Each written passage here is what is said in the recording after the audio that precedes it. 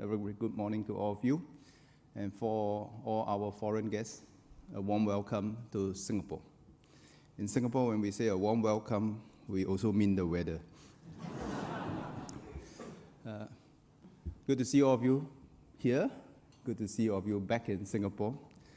Well, if I start today by telling and reminding all of us that we are in a changed world, it should not come as a surprise.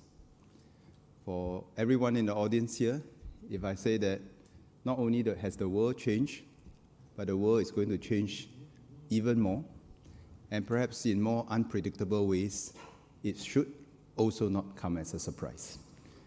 And today, I thought we should spend a bit of time, instead of just talking at the superficial level about changes, to perhaps understand the driving forces for these changes, and certainly the driving forces beyond personalities.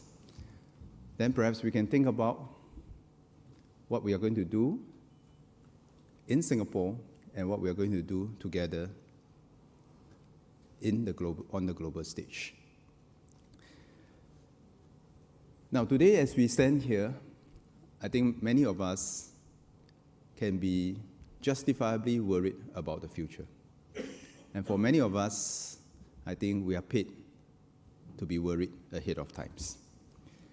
Because we all know that when the economies falter, societies fragment, and the risk of conflict heightens.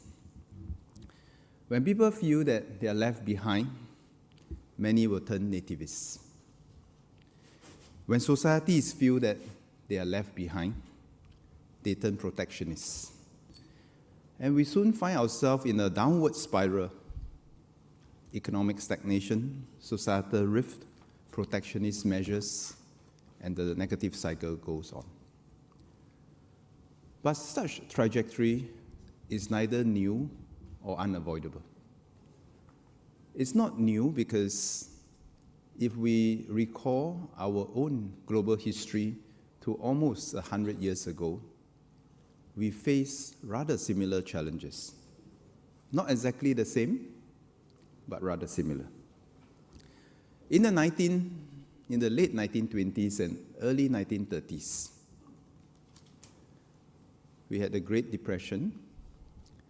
There were global economic challenges, and arguably, many of those global economic challenges unleashed quite radical politics in many countries. Trade flows dwindle in the face of tit-for-tat measures and retaliatory measures. Overall, growth faltered. The downward spiral arguably contributed to global conflict in the form of World War II. Today, we see elements of that part of history. The forces for globalization is weakening. The global productive capacity is not reaching its optimum. And because of that, we see inflationary pressures. We see wage stagnation in many parts of the world, and we see rising inequality. All these are once again feeding back into political polarization and mistrust. However, all is not gloomy. On the bright side, we see tremendous potential for technological advancements. But technology is neutral. The question is whether we have the rules, we have the systems that can allow us to bring out the best from technology.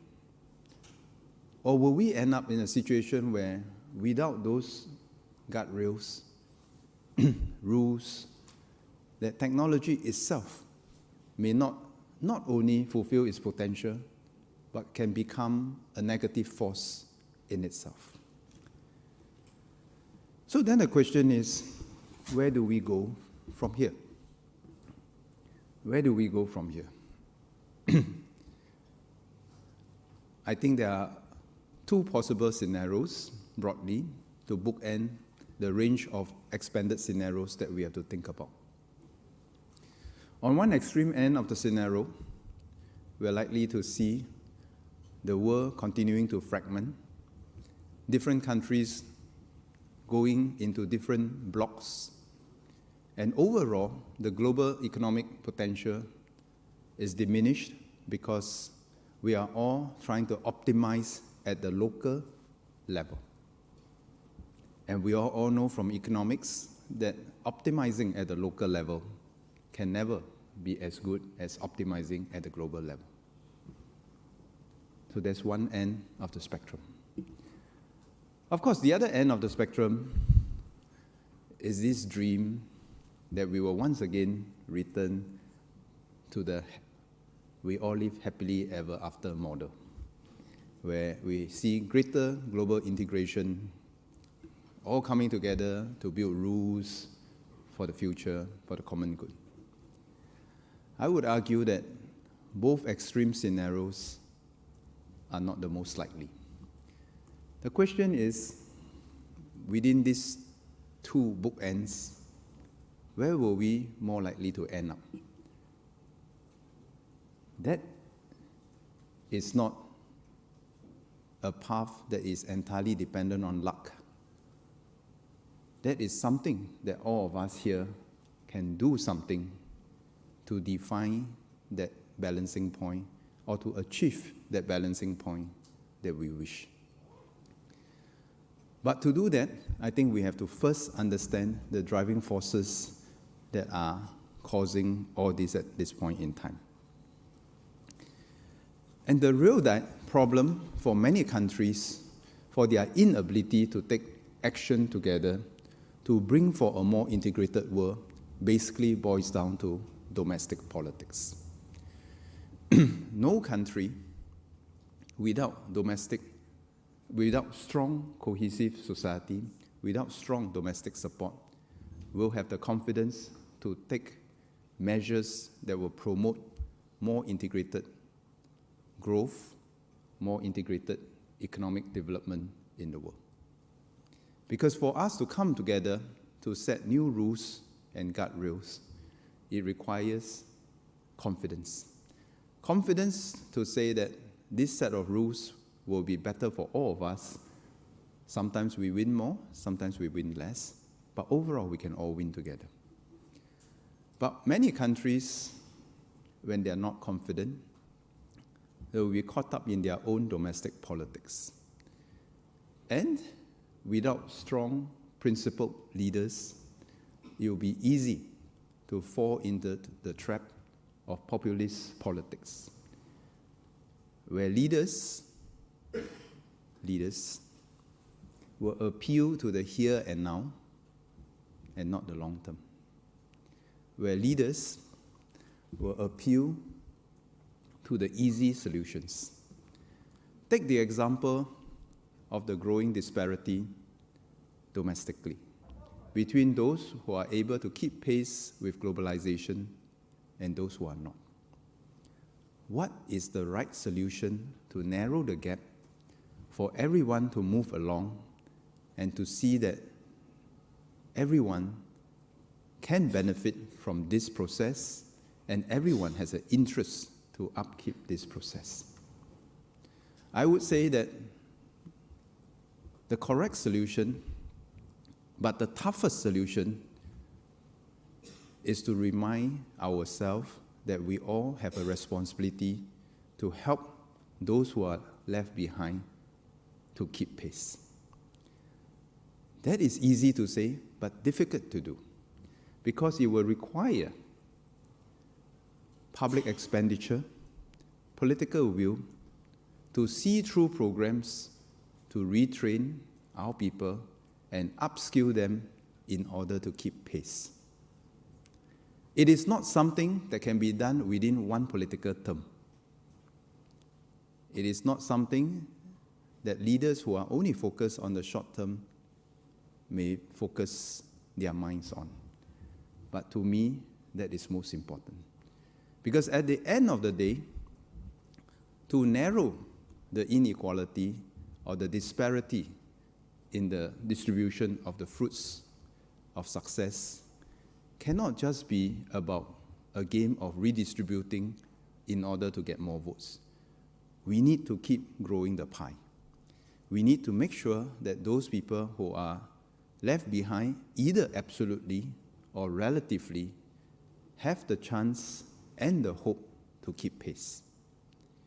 And therefore, the fruits of success must be shared and reinvested in building up the capacities of those who are left behind or feel that they have been left behind relative to others.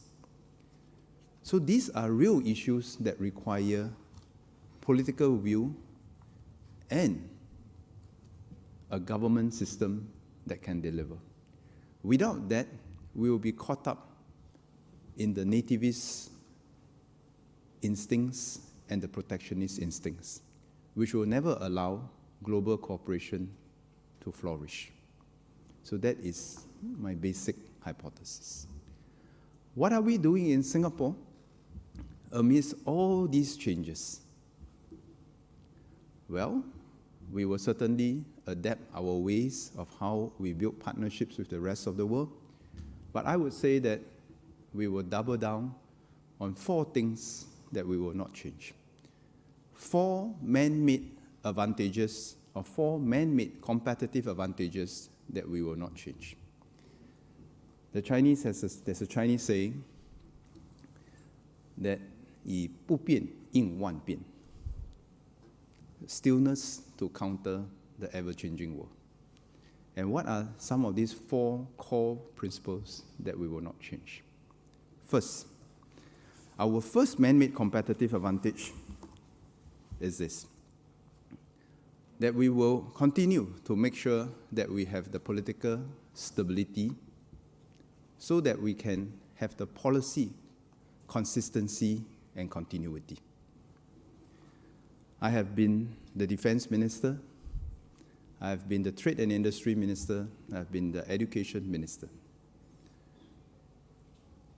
In all my roles, very often, people will ask, visitors will ask, what is the ingredient or the special sauce for Singapore's success? When I was the education minister, the question was, did you have some technology? Did you have some curriculum or syllabus that you can share with us that we can perhaps keep pace just as you have? My answer has always been no. There is nothing secret about Singapore's success. But there is something special about Singapore's success, and that's our ability to execute and think long term. An average idea, well executed consistently over time, beats the brilliant idea that is a flash in the pan. Take a simple policy like using English as our business language. We started the bilingual policy in 1960, where we all learned English and the mother tongue. We only had all schools using English as the primary language in the 1980s, a 20-year journey. But this is just but one example of what we mean by being able to think long-term and execute with conviction. On the economic front, increasingly in an uncertain world, businesses are looking for places where they can mobilize their capital, aggregate their talent, and protect their intellectual property. Businesses are looking for places where they can put their trust in, because when they plan their investments that require a gestation period of 10 to 15 years, they require policy consistency. And I would say that this is something that Singapore can offer unique to the rest of the world. The ability to think long term and the ability to execute with conviction over the long term, so that we mean what we say and we say what we mean, that businesses can continue to have the trust in us.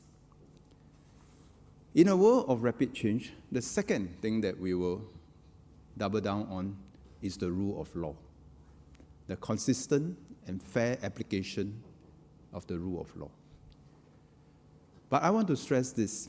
In Singapore, when we look at the rule of law, it's not just about preventing bad things from happening. It is also about ensuring that good and better things can happen. This is why MAS, the Monetary Authority of Singapore, and many other agencies in the Singapore Public Service, we are all committed to making sure that our rules continue to evolve at speed so that we can pioneer new products and services with the necessary guardrails. And in the financial markets, this is increasingly important. It is one thing to have financial innovations. It is another thing to have financial innovations that comes with guardrails, with responsibility, with ethics. And this is what Singapore intends to do to distinguish ourselves as a place with the rule of law, and more importantly, a place with the rule of law that is progressive and evolving with the needs of the time. The third thing that Singapore will double down in this volatile and uncertain world will be this. We will continue to forge new partnerships with partners, not just countries, but also companies, many companies like yourself, whose GDP is probably bigger than some other smaller countries. Because we think that the future will be shaped by rules that are developed not just with partner countries, but the companies also play an important role. For example, about more than 20 years ago, Singapore pioneered the free trade agreement with the US. It was a gold standard at that point in time, and I would still argue that it's still the gold standard even till today, where we were able to have the free movement of capital, talent, and so forth.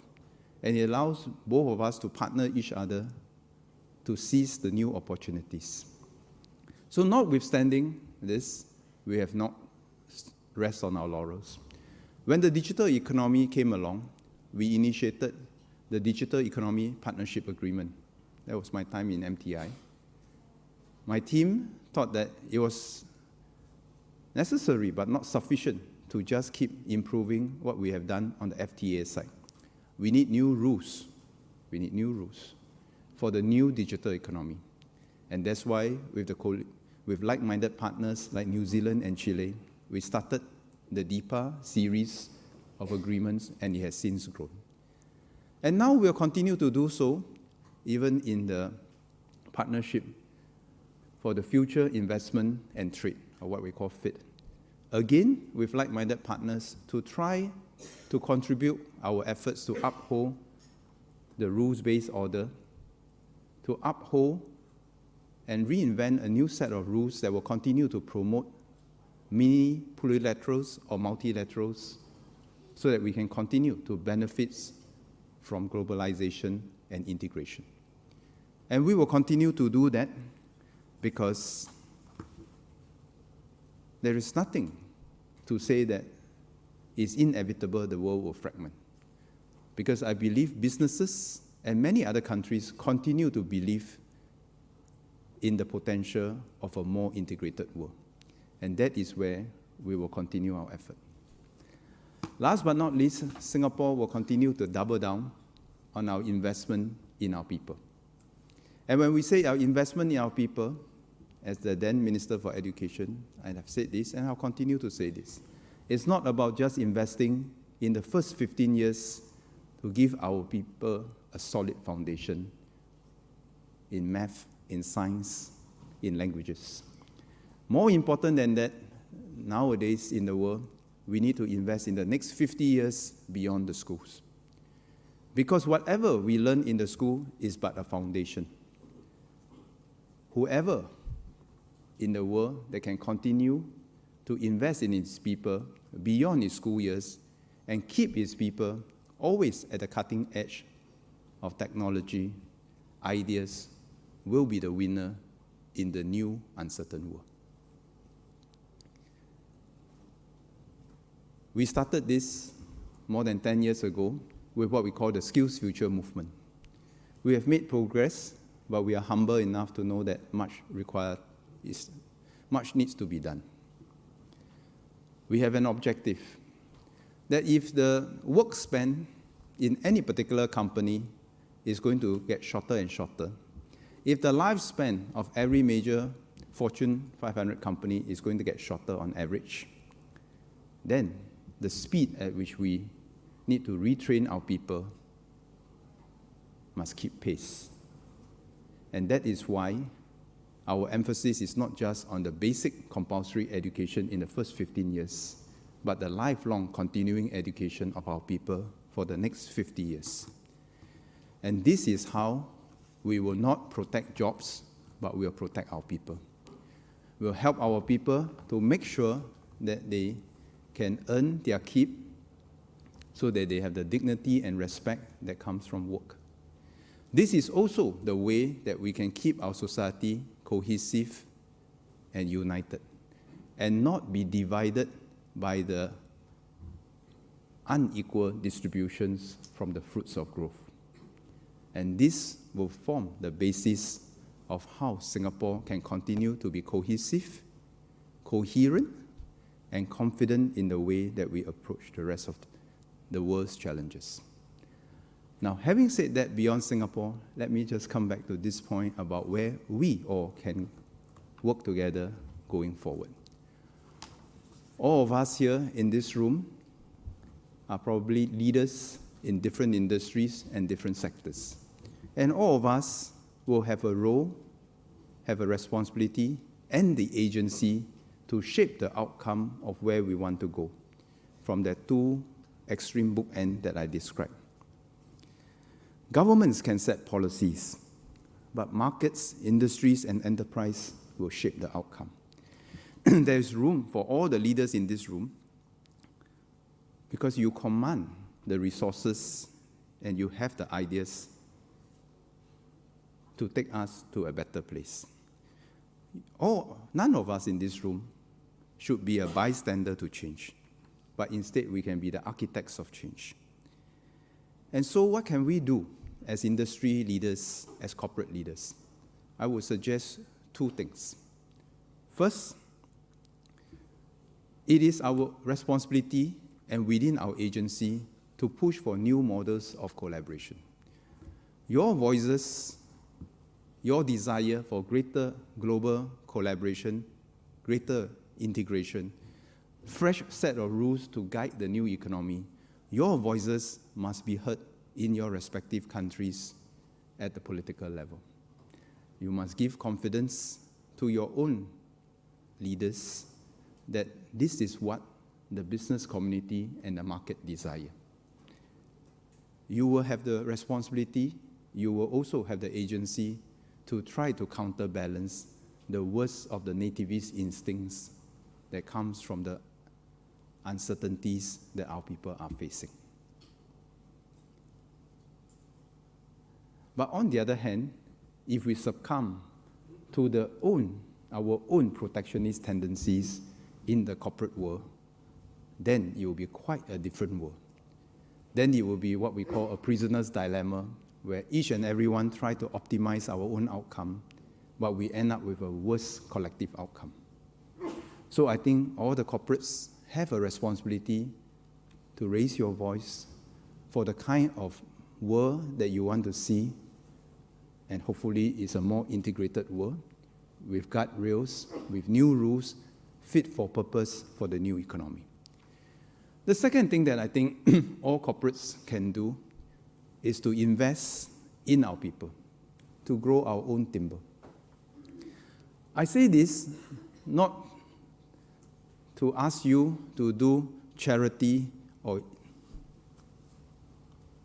to train the people, but it is in our own enlightened self-interest that we grow our timber so that people, workers, who are likely to be displaced by the technological disruptions or the fragmented global system can have the confidence and the hope that they will be taken care of, not by welfare payment per se, but by the fact that there are people who continue to believe in them and want to invest in them and want to help them to keep pace with the world.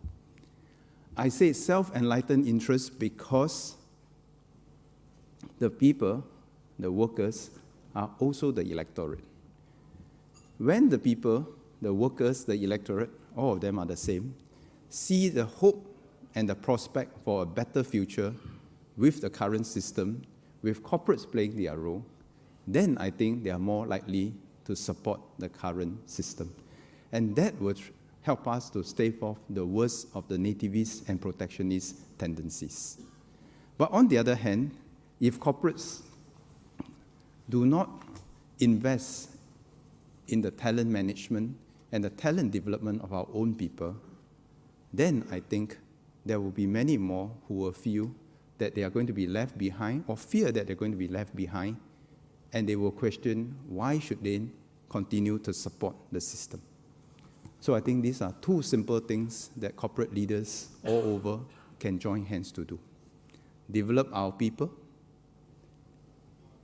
and have your voice heard that you prefer a more integrated global trading and economic and investment system. So, ladies and gentlemen, I hope I have been the fire starter for your conversations for the next 2.5 days. I don't think there will be easy solutions, and I don't think that you are looking for easy solutions. But I do believe that there is nothing inevitable that we end up in a more fragmented world, or should we just sit idly by, hoping that we will end up in a more integrated world, because hope is not a method. But I do believe that between these two extremes, we have both responsibility and agency to shape the world that we want to see. For Singapore, we believe in doubling down on our man-made competitive advantages. A consistent and coherent government, a conviction to invest in the long term, a commitment to build partnerships, and a commitment to invest in our people. And we would like to partner you in this journey to collectively get our voices out to say that we all would like to see a more integrated world where we have more opportunities for everyone because we are able to optimize at the global level rather than be shoehorned and restricted in our narrow local level. And I hope that we will also all play our part in investing in our people so that everyone can feel that sense of hope that they can continue to progress and allow the next generation to do even better. Without that sense of hope, then it's a very dangerous world for everyone because the worst of the nativist and protectionist instincts may take over. On that note, I wish you all the very best in your onward conversations in the next few days, and I hope that Singapore will be able to partner you in your journey, in your onward journey. Thank you very much.